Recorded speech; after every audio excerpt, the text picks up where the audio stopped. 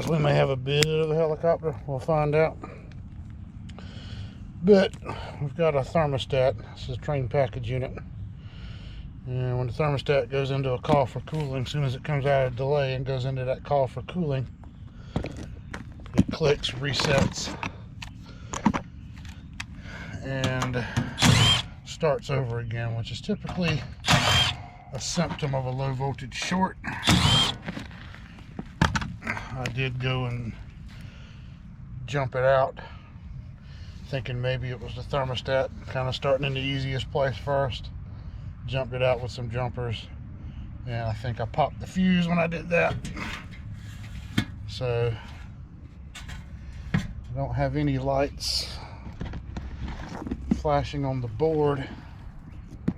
There was a display on the thermostat. It's an 824 thermostat, so that thermostat will not display without power. So there was 24 volts on it when I got here. It was just when it would go into a call for cooling, the thermostat would reset, go blank, come back on. And like some of the Honeywells, maybe you've seen, this is the train thermostat, but you've seen those Honeywell thermostats that sometimes if there's a short contactor somewhere like that, when it goes into a call, it'll, instead of blowing the fuse or popping the 5 amp fuse, the thermostat will quickly reset, go back into a delay, and start over again. So that's what we got going on. Not sure where the fuse is on this unit. I can't remember if it's on the board. Usually train was still using that little glass fuse, and whenever it popped, we just cut it out and put a regular spade fuse in it. So I'm just trying not to disturb any of the wiring right now. I'm just kind of trying to do a visual to see if something is pinched.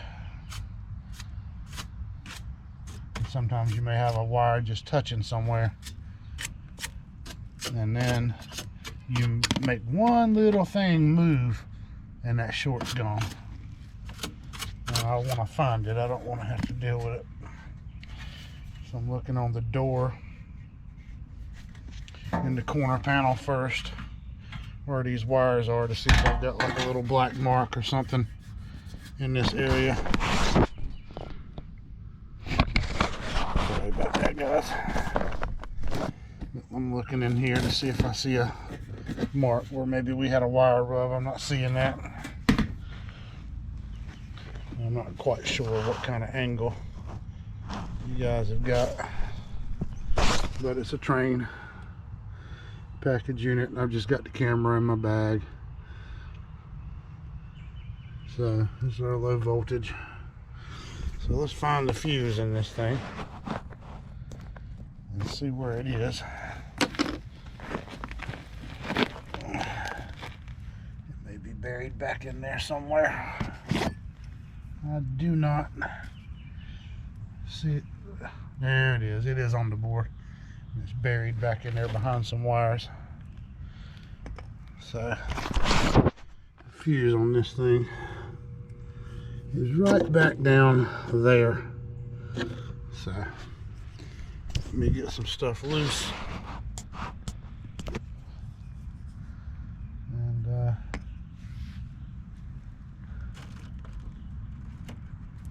train likes to zip tie and snap their harnesses to this thing, so you can't move anything out the damn way. So I'll take that igniter wire off temporarily. Mosquitoes out here.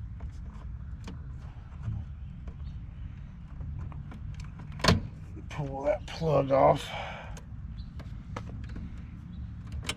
so I can get back there to the fuse. And this is just a shop that this package unit's on. This guy works on, he's a mechanic. He's got a shop behind his house, and he works on trucks and stuff. So he uses this to heat and cool his shop. There's fucking gnats all over the place out here. I don't know what's in these cans. So we do have a blown fuse. So I'm going to Look at these wires real quick. It's just a gas pack, just a single stage gas pack, single stage AC. It's a 4YCC 4042. Single stage cooling, single stage gas heating. There's our fan wire and our common. So we'll get these out. And then we'll go in here with my tool. A little short tool. And the thermostat is off the wall in there at this point.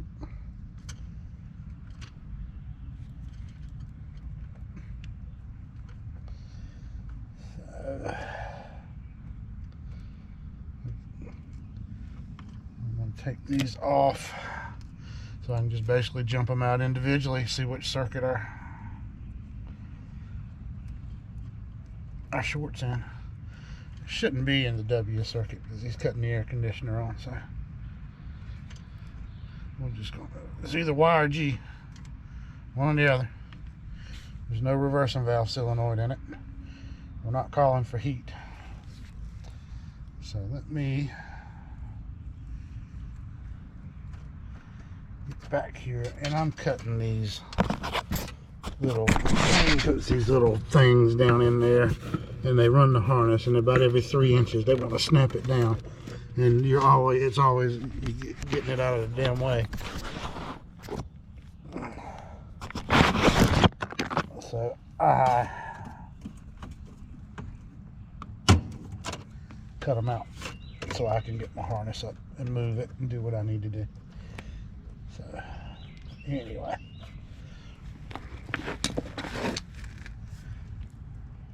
so I'm going to, before I hook that up,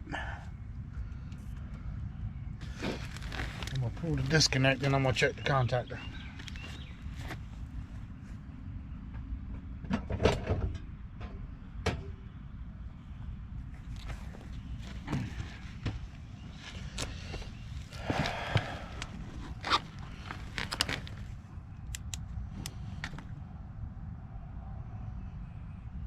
So let's see what the contactor is doing.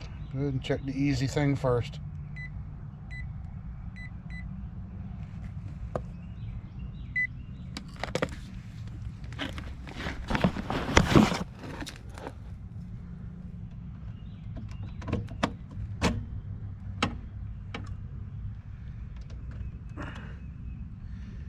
It seems to start becoming a more common problem than it used to.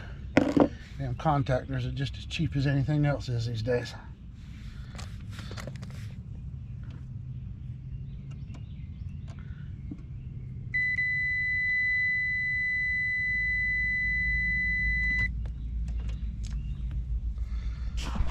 So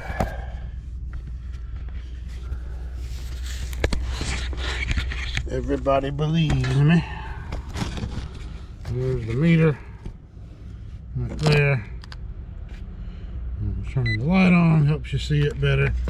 I don't know, I'm not really all that concerned, but we have a contactor with a low voltage coil ohming out at 0.9. So that's why I always check that first on a blown fuse for an air conditioner or a heat pump. Because these things are getting cheaper and cheaper. These contactors, Train uses them, some other manufacturers use them, some of the supply houses are stocking them.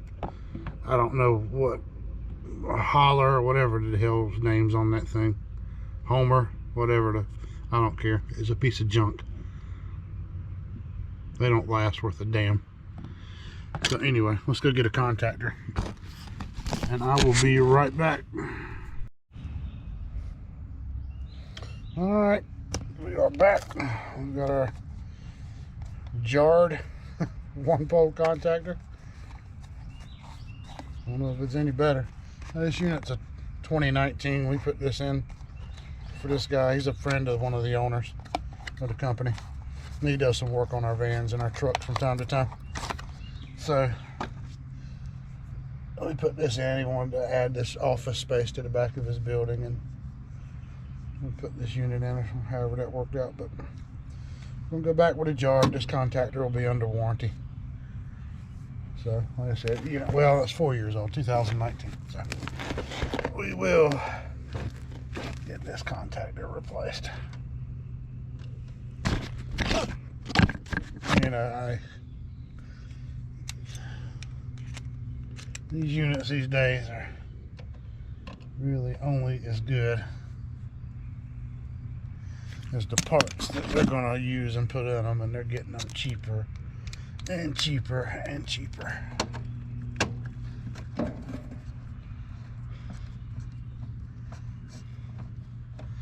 Which is good if you only do service. But I gotta tell you, I wouldn't want to start a business today, and to be honest, pick hardly any brand whatsoever and get out there and make promises. This is gonna, yeah, this is, and I don't care whose name's on the unit. They're just, they've all gone downhill. A lot of them use the same parts when it comes to switches and relays and controls. And I just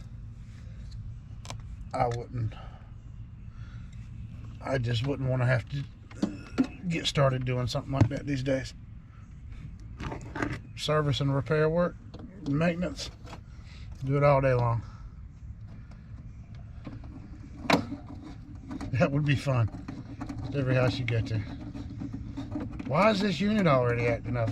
It's only 3 years old. It's only 4 years old. I don't know. I didn't sell it to you. I didn't install it. But this is what's wrong with it, and this is what it's going to be to fix it. Any other questions other than that, you're going to have to call the guy that sold it to you and the guy that installed it. But if you want me to fix it, this is what it is. And then move on to the next one. Maybe have a relationship with somebody to do install work for you, or refer that stuff to somebody else when it needs to be replaced. You can't fix everything, but I wouldn't want to be putting systems in anymore. You deal with all that nagging from homeowners. Why is this thing making a noise? Why is this? Why is that? Smell. Didn't do that. And that's the most famous phrase for every homeowner you put a system in.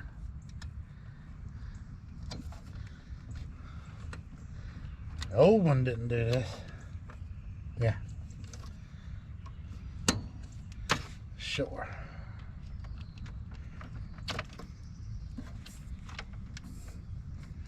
So, yeah, I wouldn't want that headache these days.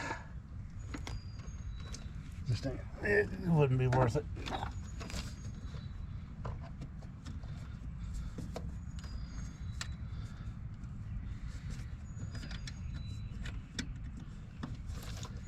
Come on.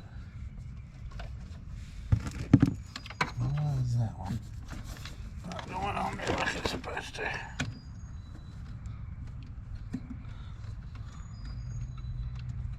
There we go. All right.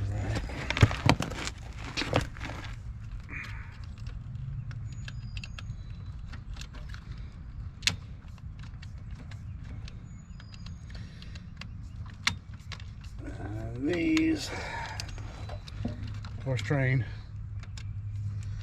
doesn't use the little horseshoe clips when you're taking the wires off. You got to take the whole daggum screw out.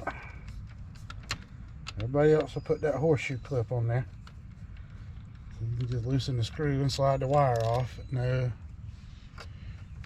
let's make it difficult.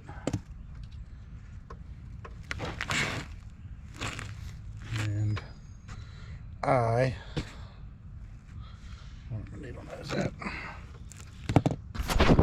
typically always cut these off, and then I'll use that lug right there. Show you what I'm talking about.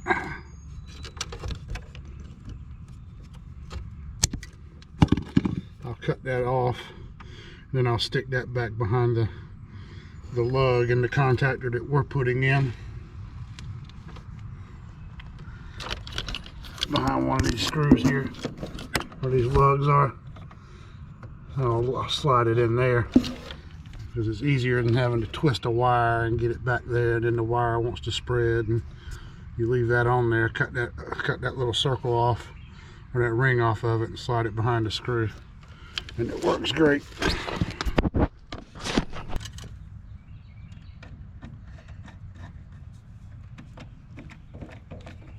Another thing about these cheap ass contactors, when you tighten them on that on that one corner where you're turning against that corner, you got to hold it and press it and support it.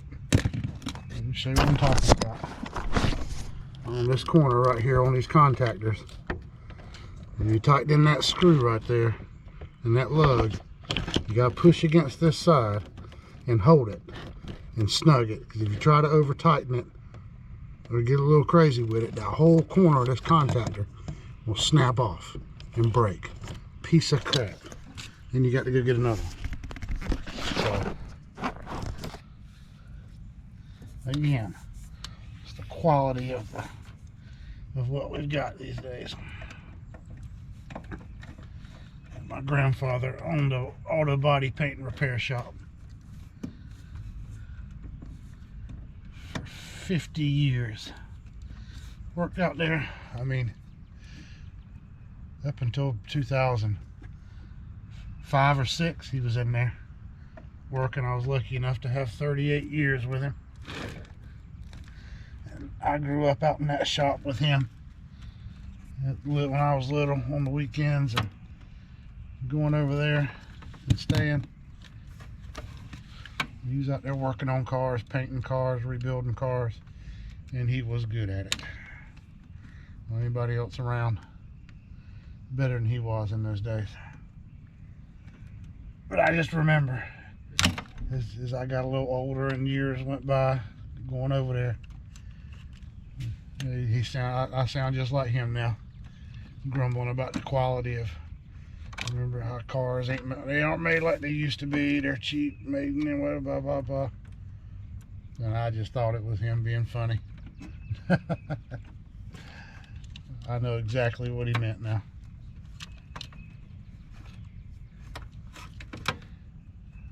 So, alrighty. So let me get my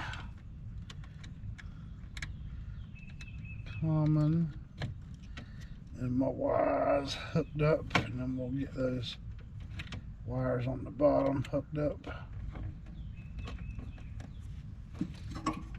and then we'll turn it on.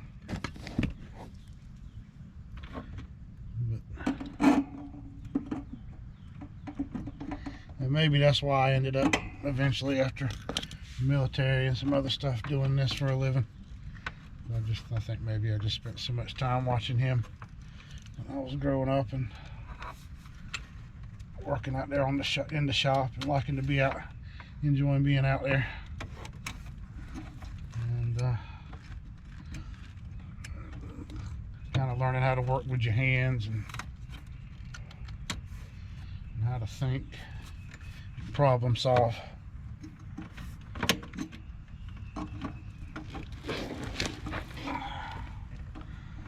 So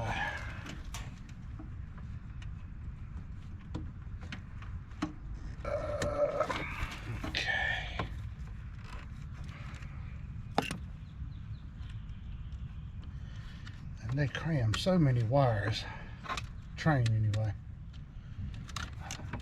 on these contactors. They use just about every damn spade terminal on these things.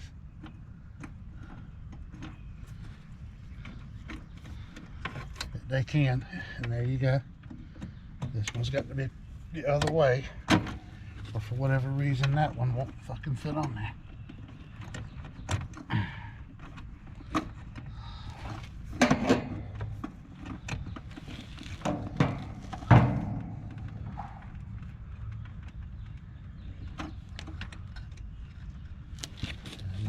in a place that you can barely get your damn hand in there to do anything. And they have all got to be turned just the right way.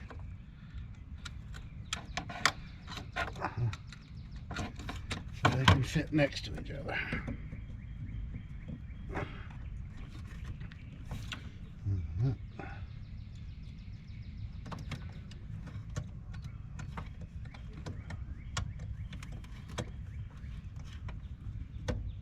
Okay. That one's on there.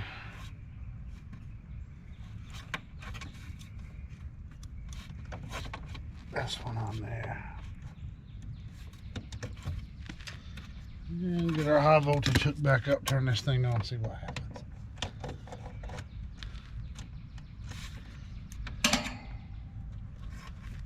What's that? Homer. Homer is the name on that contactor, I guess. Homer Simpson? I don't know. Is that who they got making contactors now?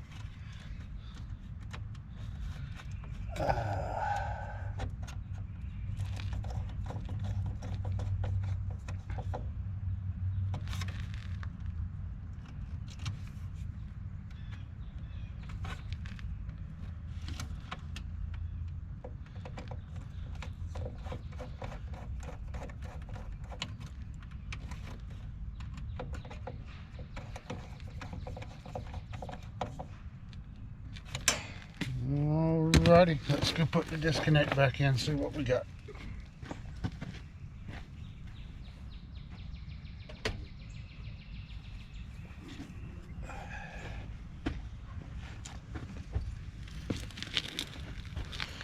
We have power. Well, fuse.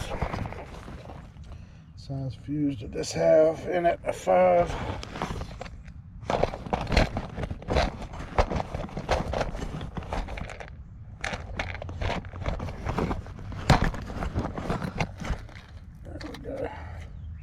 And somebody was asking me about these little boxes they saw in one of my videos.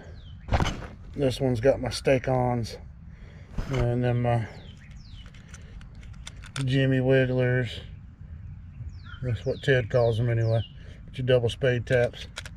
I keep an extra gas valve plug, 2 of those actually, in here. I keep an extra lock screw for a fan blade or a blower wheel. In case I drop it or something, I have one. I take them out of units when they bring them back to the shop. So I have spare stuff like that. And then I got another one. I keep screws, some grommets, anchor kits, TXV seals, the O-rings for the TXVs, a couple of refrigerant caps, some Schrader cores, and then another one that just has an assortment of wire nuts in it. So I got these. They come in a 3-pack. 6 divider, 4 divider. The other one's just a complete box where you put everything in. Cabela's back in the fishing tackle section. So, and they're sealed actually. They got an O-ring around them, so when you close them, they're sealed. So, and I put the box back in there and never got the fuse out of it. So anyway, we will get a fuse. And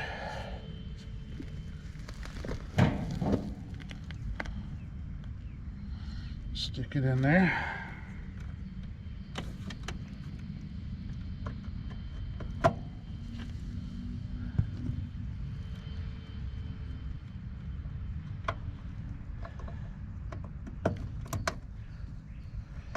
We now have lights. Sorry about the flap, had it blocking your view. So we now have a light that we didn't have before, and let's see what happens when we jump it out. Hopefully the thermostat's not damaged. I don't think it is.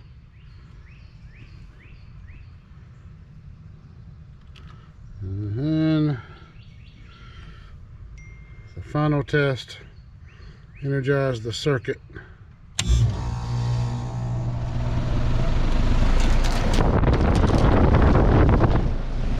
have success. So, if you got a thermostat and it's clicking on you every time it goes into a call for cooling, you gotta remember on thermostats, even if you got a heat pump, well, if you've got a heat pump thermostat, anytime it's in a call for cooling, I mean, as long as the thermostat is switched to the cooling position, your reversing valve solenoid is going to be energized all the time. Same thing in heating for a Riemann Rudd and Oxbox and the Ameristar. Those units energize in the reversing valve in heat mode. So when you turn those thermostats on in heat, they more than likely, most of the time, they're always getting a call for 24 volts on your reversing valve solenoid. So if that's your problem, typically as soon as you switch the thermostat to cool, whether it's calling or not, in these situations, it's going to energize that reversing valve solenoid and pop the fuse then. If it's in that delay and you see it flashing for cooling or waiting or whatever your thermostat says when it's in a delay, and the fuse doesn't blow until it sends a call for the cooling to come on, it's either going to be your Y circuit, pressure switch circuits, anything in that Y circuit, or it's going to be your fan. Very seldomly is it going to be your fan. It's typically going to be a wire rub and a pressure switch wire, a contactor, something along those lines. You got to trace it out. Sometimes finding a low voltage short is aggravating. The worst one to find is when you put the damn thing on and every time you put power to the unit, it pops. Then you got a direct short R, so now you're dealing with your thermostat wiring and everything else. So sometimes it's the thermostat. But anyway, guys,